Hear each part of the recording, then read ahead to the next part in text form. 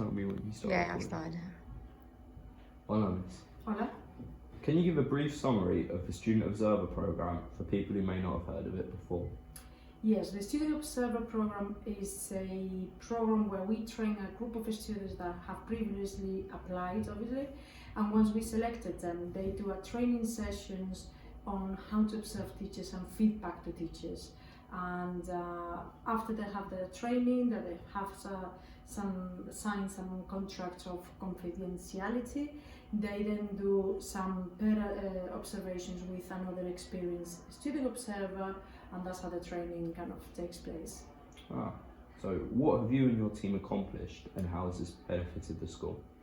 Well, we have accomplished two things mainly. One, the report that is created between students and teachers that is not kind of, sometimes it might feel like two teams separate fighting against each other or against each other even if they're not fighting.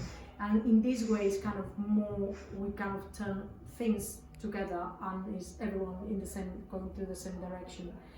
The things that we have accomplished is like, apart from that, is the other main thing that we have accomplished is improvement on our teaching. Like the best feedback that we get, the teachers, comes from the students, because at the end of the day we are teaching the students, so it's really been really helpful.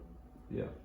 And what characteristics should a good student observer have? You do develop some of the characteristics, but I think a good starting point will be just being a bit kind of good with keeping times and places. Like if you promise a teacher you're going to come and observe them, you do need to be at that time and at that place for that lesson and remember those things. Or if you promise that you were going to go and give feedback after the lesson on a break time, that you do remember that. But that's not essential. I think the most of it is the wanting to do it, because the characteristics with the training can be developed, and they are really good characteristics to develop for the future.